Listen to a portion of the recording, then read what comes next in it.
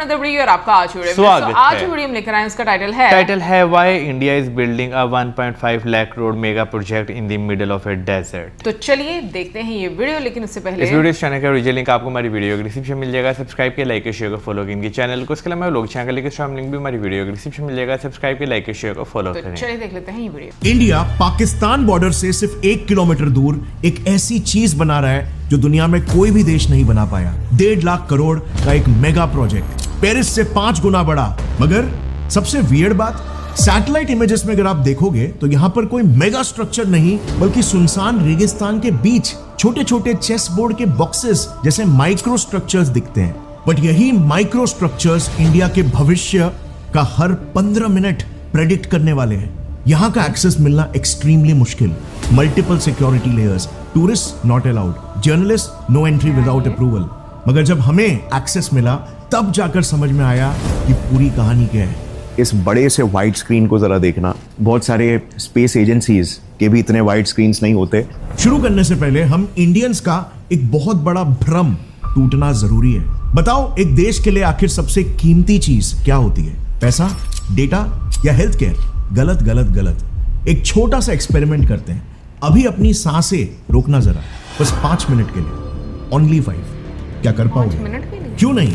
दिमाग डेड, दिल dead, body dead, क्योंकि हर सांस एटीपी बनाती है, बॉडी की एनर्जी करेंसी। अब इस एक्सपेरिमेंट को स्केल करो एक पूरे देश पर।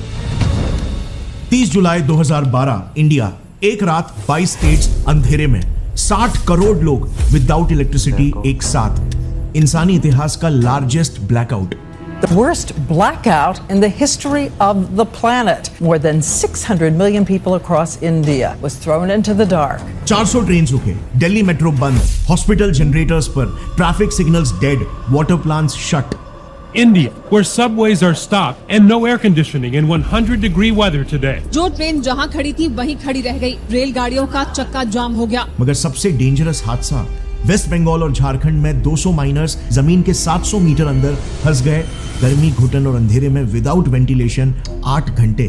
एक स्विच गिरा, देश का पूरा भाग रुक गया, और बस एक रात का लॉस 1000 करोड़ बैकअप सिस्टम्स के बावजूद। 8% नीचे चले गए हैं बाजार। 2% नीचे अगर और जाते हैं, आप देखेंगे आज ट्रेडिंग बंद हो जाएगी 10% पे, और ये गिरावट बढ़ती जा रही है। 2022 में दुनिया की 3rd लार्जेस्ट इकोनॉमी जर्मनी में भी जैसे ही रशिया यूक्रेन वॉर शुरू हुआ, 24,000 companies bankrupt. And nearly 24,000 companies are projected to file for insolvency by the end of this year. Germany G7 का इकलौता देश बन गया जहां पर 2 रिसेशंस आए, जबकि जर्मनी के पास तो बहुत सारा पैसा था।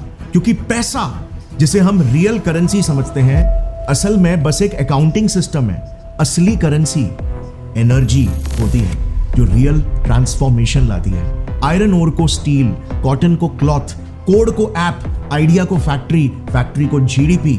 आप ये वीडियो देख रहे हो, एनर्जी। एसी चल रहा है, एनर्जी। यूपीआई पेमेंट हो रहा है, एनर्जी। मेट्रो चल रही है, एनर्जी। आपका दिल धड़क रहा है, एनर्जी। और इसीलिए इतिहास देख लो, हर एक सुपर पावर ने सबसे पहले एक चीज सिक्योर की, एनर्जी। ब्रिटेन ने कोल पकड़ा, रशिया ने बाकू का तेल, और अमेरिका ने अपने सोर्सेस। यहां तक कि 1600s का टाइनी देश नेदरलैंड्स भी फंडामेंटली विंड एनर्जी के पावर के बेसिस पर ही दुनिया का रिचेस्ट कंट्री बन पाया। हिस्टोरिकली हमेशा एनर्जी पहले सिक्योर हुआ और फिर ही एम्पायर स्केल हो पाया। ये कहानियां नहीं, फंडामेंटल फिजिक्स है। मगर इंडिया ने यही इम्तिहान अब तक पास नहीं किया है। इनफैक्ट 17वीं सदी में इंडिया सोने की चिड़िया से एक स्ट्रगलिंग देश इसीलिए बना क्योंकि एक बड़ा रीजन यही था कि हमने एनर्जी की जगह पर कपड़ों और मसालों की ट्रेडिंग पर ज्यादा ध्यान दिया, जबकि वेस्ट ने कोल पर। और नतीजा 1750 से 1900s तक इंडिया का वर्ल्ड इंडस्ट्रियल आउटपुट में कंट्रीब्यूशन 25% से सीधा 2% हो गया। लेकिन वहीं पर यूके का इंडस्ट्रियल आउटपुट इसी सेम टाइम पीरियड में ग्लोबल कंट्रीब्यूशन का 23% से 62% हुआ। और आज इंडिया लाखों करोड़ों के चेक्स लिख रहा है हर साल दुनिया भर में। 89% crude oil imported, mostly Russia और इराक से। 50% natural gas imported, mostly Qatar से। 23% कोल इंपोर्टेड, इंडोनेशिया और ऑस्ट्रेलिया से। 60% एलपीजी इंपोर्टेड, यूएई और वेस्ट एशिया से। क्यों? क्योंकि बड़ी प्रॉब्लम यह है कि ग्राउंड लेवल पर इंडिया का एनर्जी कंजम्पशन पैटर्न जरा देखना। हमारा ट्रांसपोर्टेशन ऑयल पर चलता है, कुकिंग एलपीजी पर, इंडस्ट्रीज गैस पर और पावर प्लांट्स कोल पर। इंडिया पूरी दुनिया का थर्ड हाईएस्ट एनर्जी कंज्यूमर और इंपोर्टर है। हम एक नहीं 4 अलग अलग फ्यूल सोर्सेस पर फ्रैगमेंटेडली डिपेंडेंट है और नेचुरली अगर हम 4 अलग फ्यूल्स के लिए 4 अलग परमानेंट सॉल्यूशंस ढूंढने जाए तो एनर्जी इंडिपेंडेंस कैसे पॉसिबल हो पाएगा। और इसीलिए यह सवाल इनएविटेबल था कि चारों फ्यूल लेवल प्रॉब्लम्स का एक तोड़ आखिर क्या हो सकता है। वेल, एक इंटरेस्टिंग एलिमेंट इलेक्ट्रिसिटी, क्योंकि इलेक्ट्रिसिटी का फिजिक्स काफी इंटरेस्टिंग है। ये खुद में कोई फ्यूल नहीं है बट एग्जैक्टली फ्यूल का ही काम करती है। जैसे इंग्लिश एक ऐसी यूनिवर्सल लैंग्वेज है जो मोस्ट ऑफ देशों में यूज की जाती है, वैसे ही इलेक्ट्रिसिटी एक ऐसा यूनिवर्सल एनर्जी कैरियर है जो मोस्ट ऑफ एप्लीकेशंस में यूज किया जा सकता है। इलेक्ट्रिसिटी इंडिया की वो कॉमन एनर्जी करेंसी बन सकती है जिसे हर किस्म के फ्यूल्स से प्रोड्यूस भी किया जा सकता है और हर जगह पर यूज भी हो सकती है। मगर यहां पर भी आंसर इतना इजी नहीं है। आज हम ऑलरेडी दुनिया के थर्ड लार्जेस्ट इलेक्ट्रिसिटी कंज्यूमर तो है ही, मगर आईईए की रिपोर्ट के हिसाब से अगले कुछ सालों में इंडिया को एक पूरे डेवलप्ड देश यूके जितनी डिमांड तो सिर्फ एक्स्ट्रा ऐड करनी पड़ेगी। अपनी जिंदगी को ही देख लो, आपका अगला फोन बिगर बैटरी, आपकी अगली गाड़ी इलेक्ट्रिक, आपका अगला ऑफिस एआई पावर्ड, आपका अगला हॉस्पिटल ऑटोमेटेड, अगला शहर IT hub. India heavily electrify हो रहा है। But wait, there is more. Paris agreement में इंडिया ने कॉन्फिडेंस के साथ ये कमिट कर दिया है कि 2030 तक हम टोटल पावर कैपेसिटी का आधा हिस्सा नॉन फॉसिल सोर्सेस से जनरेट करने लगेंगे। India pledged that by 2030 half of its energy will come from renewable resources. अब ये सुनने में ऑलमोस्ट इम्पॉसिबल लगता है। क्या ये सिर्फ कॉन्फिडेंस में आकर कह दिया इंडिया ने? क्या ये हमारे देश में स्ट्रक्चरली पॉसिबल भी है? कैसे पैदा होगी इतनी सारी क्लीन और सस्ती बिजली बड़े स्केल पर, वो भी हर साल इंडिपेंडेंटली?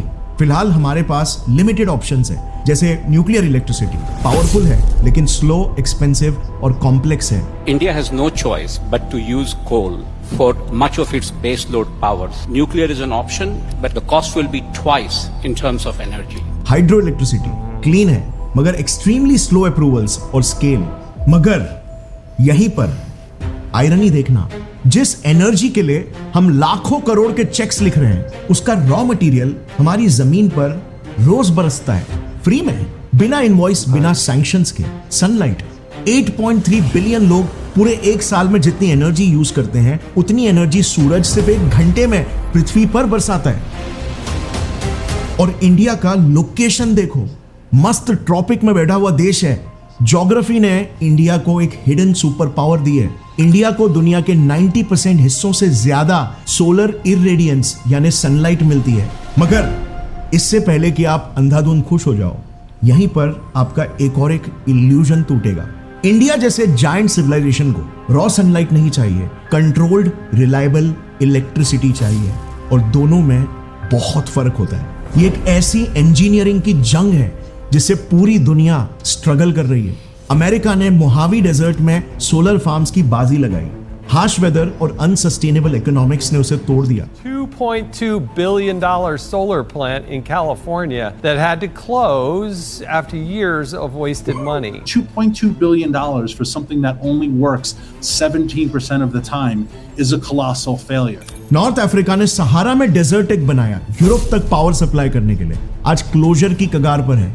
सनलाइट वहां पर भी थी मगर उसे रिलायबल सिविलाइजेशनल इंफ्रास्ट्रक्चर में कन्वर्ट नहीं कर पाए। Hailed as one of clean energy's brightest hopes, the 400 billion euro price tag scared off investors as the things went from bad to worse. Today, only 3 of the former 20 shareholders are left.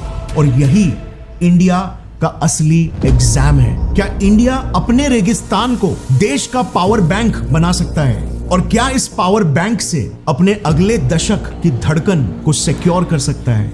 इसी exact सवाल का जवाब जानने मैं आया हूं India के सबसे एक्सट्रीम जगह कच्छ के रेगिस्तान में, जहां बिल्ड हो रहा है Adani Khavda renewable energy park by Gautam Adani group. 538 square kilometres, Paris से 5 गुना बड़ा, 6 crore solar panels, 770 wind turbines और हर टर्बाइन 5.2 मेगावाट एनर्जी, दुनिया के सबसे पावरफुल ऑनशोर टर्बाइंस में से। Target 30 gigawatts energy. जब पूरा बनेगा ये अकेला प्रोजेक्ट पूरे स्विट्जरलैंड, चिली, बेल्जियम जैसे कंट्रीज को पावर कर सकता है। लेकिन मेरा असली सवाल ये था, ये इतना बड़ा इंफ्रा ग्राउंड रियलिटी में रिलायबली काम भी कर रहा है या बस ये एक जायंट बाजी है जैसे मोहावी और सहारा में भी लगी थी?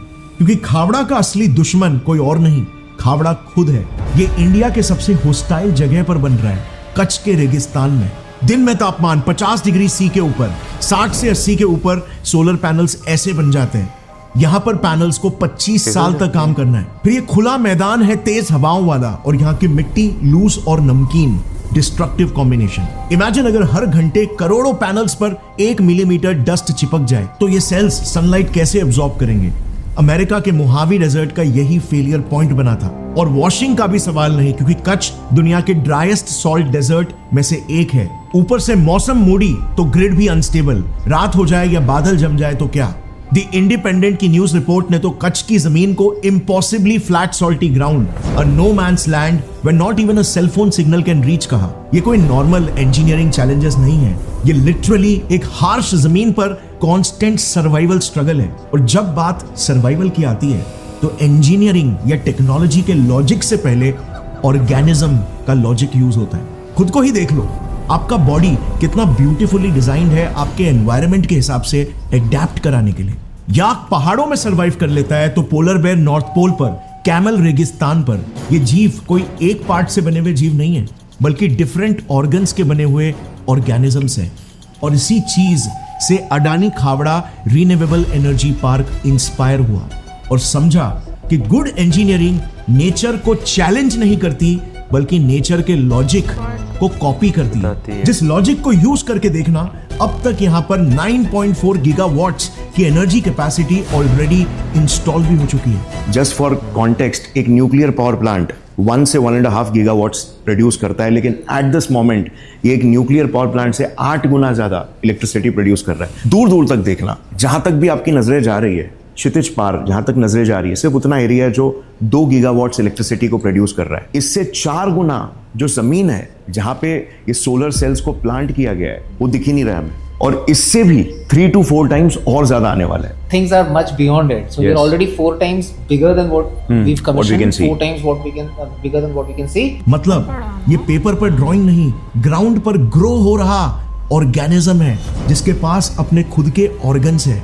Organ number 1, skin.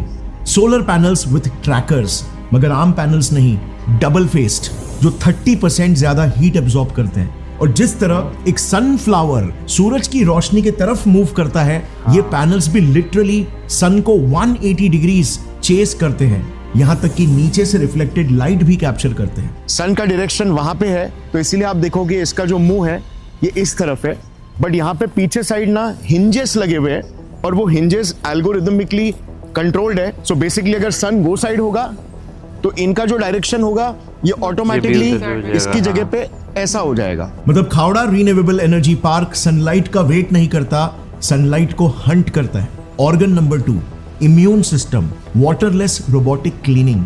धूल और गंदगी सोलर पैनल्स के लिए मिट्टी नहीं, वायरस है जो स्लोली ब्लैकआउट कॉज करती है। 1 मिलीमीटर की डस्ट लेयर पैनल्स की एफिशिएंसी को 30% गिरा देती है। हर पैनल पर मिट्टी की पतली सी लेयर और कई घरों की रोशनी खतरे में। खावड़ा के स्केल पर यह शहरों का ब्लैकआउट है। अगर खावड़ा पानी से क्लीन करता तो साल के 1700 मिलियन लीटर्स पानी वेस्ट होता। यह बेसिकली एक मॉरल फेलियर होता, और इसीलिए खावड़ा के इम्यून सिस्टम में बिना एक बूंद पानी रोबोट्स डस्ट से लड़ते हैं हर कुछ मिनट्स में, और उसी सोलर एनर्जी से खुद को सेल्फ चार्ज भी करते हैं। तो जैसे आप देख सकते हो ये रोबोटिक है, बिकॉज इतना बड़ा ये फार्म है कि यहाँ पे कोई होज लेकर पानी नहीं डाल सकता, और पानी से नहीं धोया जा सकता इसे, और पानी भी बहुत ज्यादा वेस्ट होगा, तो इसलिए ये ऑटोमेटिकली क्लीन होता है। ये है खावड़ा का immune response. Organ number 3, bones, stone columns और कोरोजन प्रोटेक्शन मटेरियल्स है। कच्छ की लूज जमीन और नमकीन मिट्टी नॉर्मल स्टील को अंदर से खा जाएगी, और इसीलिए इंजीनियर्स ने डेजर्ट के अंदर स्टोन कॉलम्स डाले, लूज सॉइल को लोड बेयरिंग फाउंडेशन में बदला, और कोरोजन रेसिस्टेंट मटेरियल से सॉल्ट के अटैक को स्लो किया। इस तरह से इन्होंने अपना एक स्ट्रॉन्ग एक्सोस्केलेटन बनाया। ऑर्गन नंबर 4, ब्रेन, जो है इसका AI powered control room. Khavda के बीच में एक कंट्रोल रूम है, बाहर से बिल्डिंग, अंदर से brain.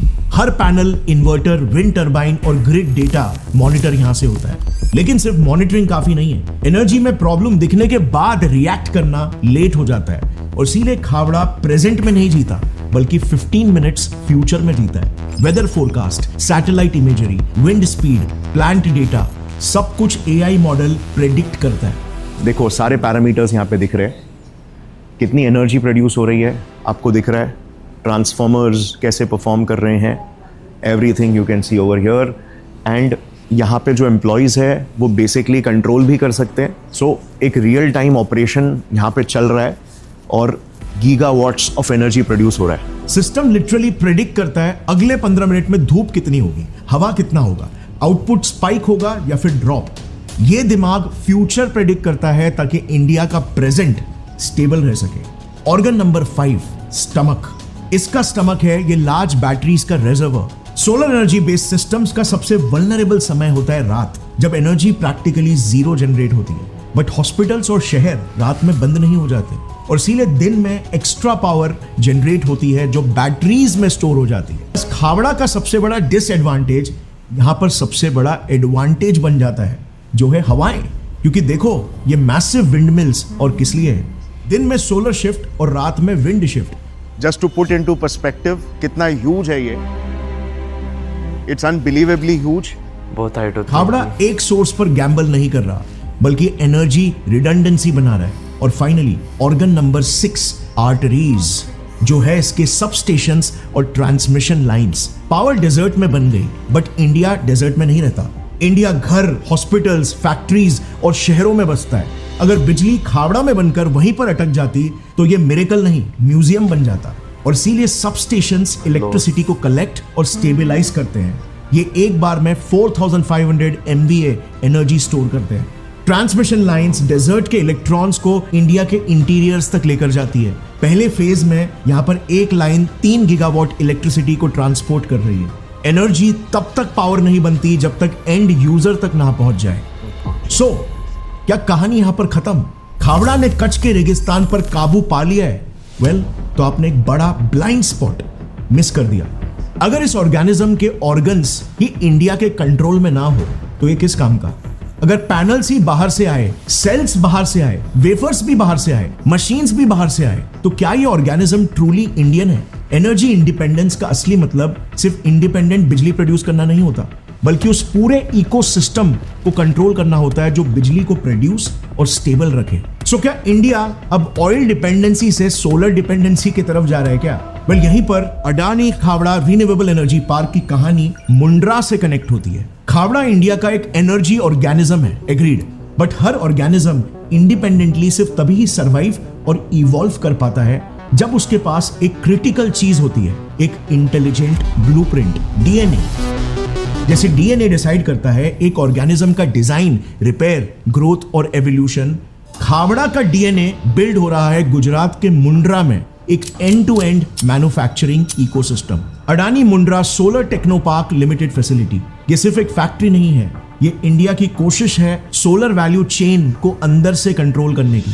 Silicon ingots, wafers, cells, modules, panels जो पहले अलग अलग कंट्रीज से खरीदे जाते थे, आज इंडिया इस चेन को अपने अंदर ही क्लोज करने की कोशिश कर रहा है। 2021 में इंडिया सिर्फ 8 गीगावाट सोलर मॉड्यूल्स बनाता था, 2025 में 144 गीगावाट, 12 गुना का जंप। और सोलर इंपोर्ट्स FY24 में 4.3 बिलियन के, FY25 में 2.1 बिलियन हो गए। आधे बिना शोर के, बिना हेडलाइंस के इंडिया एक साइलेंट ट्रांजिशन कर रहा है इंपोर्टर से मैन्युफैक्चरर का।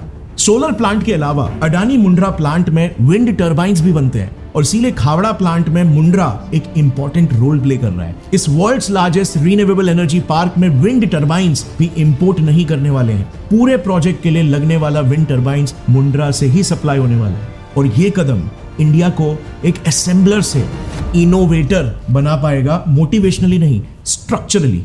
Let me explain. हम इंडियंस ना इनोवेशन के कॉन्सेप्ट को बिल्कुल गलत समझते हैं। हमें लगता है इनोवेशन का मतलब कोई जीनियस आइडिया, बिल्कुल गलत। इनोवेशन का मतलब होता है फास्ट फीडबैक लूप्स।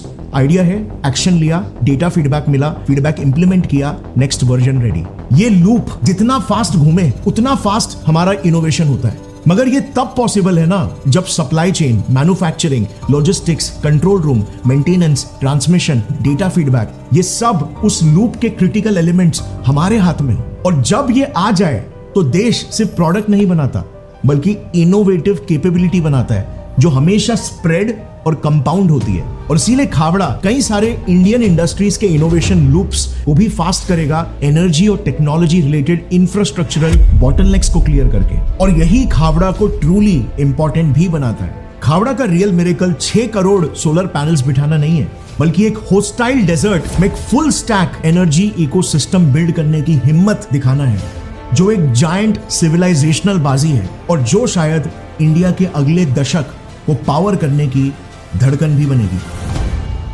पिछले कुछ दशकों में जो है एक चीज़ जो बहुत वाजिया होकर आज के टाइम पे जो है वो नज़र आ रही है, एनर्जी क्राइसिस दुनिया जो है वो फेस कर रही है और बहुत सिनेरियो तेज़ी से चेंज जो है वो इसमें होते जा रहे हैं।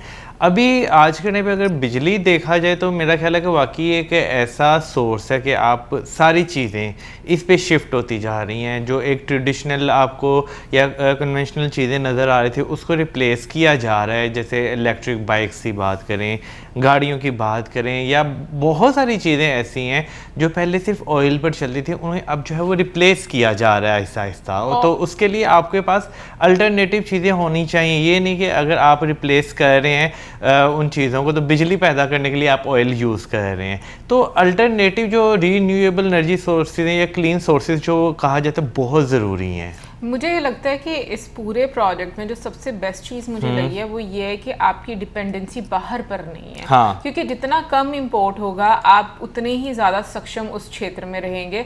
और मुझे लगता है कि कोई भी आज के टाइम में हम कुछ भी ऑल्टरनेटिव लेते हैं या फिर कहीं किसी भी और नए आइडिया पर स्विच करते हैं, उसमें मुझे लगता है ये चीज़ बहुत ज़्यादा मैटर करती है। क्योंकि जैसे कि पूरी वीडियो में ये बात बोली गई कि एनर्जी वाकई में बहुत इंपॉर्टेंट है और अब से नहीं, ये मतलब हमेशा से ही बहुत ज़्यादा इंपॉर्टेंट रही है। तो मैं ये बात बोलूँगी कि नो डाउट ये एक बहुत अच्छा एक प्रोजेक्ट है, बट उसके साथ साथ अच्छी बात ये है कि खुद इंडिपेंडेंटली सारी चीज़ों को जो है वो मेंटेन किया जाएगा और चीज़ें जो है वो प्रोवाइड की जाएंगी। क्योंकि समटाइम्स ऐसा होता है कि गवर्नमेंट प्रोजेक्ट्स तो स्टार्ट कर लेती है लेकिन उसके साथ साथ डिपेंडेंसी इतनी ज़्यादा होती है कि उनकी वजह से भी बहुत ज़्यादा दिक्कत देखने को मिलती है। और अभी किसी प्रोजेक्ट की बात करें तो इसमें बहुत ज़्यादा चैलेंजेस जिस तरीके से बयान किए गए हैं, मैं कहूँगी इंजीनियर्स वाकई में जिस तरीके से वो सोल्यूशंस निकालते हैं हर चीज़ का, वो एक बहुत ही रिमार्केबल चीज़ होती है। हालांकि जो ब्लैकआउट की बात की गई तो नो डाउट जब पूरे का पूरा देश एक साथ जो है ब्लैकआउट जो है वो होता है तो बहुत ज़्यादा दिक्कत जो है वो आती है। हेडलाइंस मुझे नहीं, सॉरी इंटरप्ट कर दिया, बट मुझे पता नहीं था कि इंडिया मतलब 2012 में ऐसे ब्लैकआउट हुआ था। उसका रीज़न क्या था? ये मुझे नहीं मालूम, आप ज़रूर बताइएगा कमेंट सेक्शन में उसका क्या रीज़न था। लेकिन हाँ, हेडलाइन पूरी दुनिया में जो है उसकी जो है वो बहुत ज़्यादा बनती है और लोग जो है वो कहते हैं कि भाई इतना बड़ा देश जो है वो एक साथ पूरा कट्ठा ब्लैकआउट में जो है वो चला गया है। यानी कि कोई अल्टरनेटिव रास्ते हो सकते हैं कि पावर फेलियर या कोई ग्लिच जो है आया हो जिसकी वजह से जो है वो ब्लैकआउट जो है वो हो गया हो। पाकिस्तान में तो रिसेंटली हम लोगों ने देखा था ना ब्लैकआउट। हाँ, हमने तो 2-3 साल पहले आई थिंक। हाँ, हमने जो है वो देखा था कि भाई पूरा मुल्क नहीं, आधा मुल्क जो है उसमें एक साथ ही जो है वो हो गया था उसमें। अच्छा, अभी जो है भाई बीच में जो आपने बात की कि टेक्नोलॉजी, तो इस चीज़ में मैं कहूँगा भाई इंडिया बहुत अच्छा करता है कि भाई ट्रांसफ़र टेक्नोलॉजी या तो ली जाती है या खुद जो है वो सारा डेवलप किया जाता है। जैसे अभी हमने रिसेंटली बुलेट ट्रेन का भी जो है वो प्रोजेक्ट देखा था तो उसमें भी जो है ट्रांसफ़र टेक्नोलॉजी जो है वो ली गई थी। इसमें सबसे अच्छी चीज़ ये होती है कि भैया आप खुद इस चीज़ के कैपेबल हो जाते हो कि आप अपने मुल्क में रहकर वो चीज़ बना रहे हैं। और जब आपके अपने हाथ में अपनी सारी वो कंट्रोल हो ना, फिर आपको ये टेंशन नहीं होती कि यार अगर फ़लाने से हमारे ताल्लुकात ख़राब होंगे तो भाई हमारा काम जो है वो ठप पड़ जाएगा, हमें जो मर्ज़ी करके जो है ना वो सारा कुछ के साथ सही रखना पड़ेगा। तो ये है कि आने वाले टाइम में रीन्यूएबल एनर्जी, बेशक वो विंड की अगर बात की जाए एनर्जी की या सोलर की बात की जाए तो बहुत इंपॉर्टेंट है। और मेरा ख्याल है कि इसके लिए आपके मुल्क के जो जोग्राफिकल सिचुएशंस हैं वो भी बहुत ज़्यादा इंपॉर्टेंट रोल प्ले करती हैं। बाकी ये तो थी हमारी आज की वीडियो। आई होप आपको अच्छी लगी। मिलेंगे नेक्स्ट टाइम। सब्सक्राइब करना। Good bye.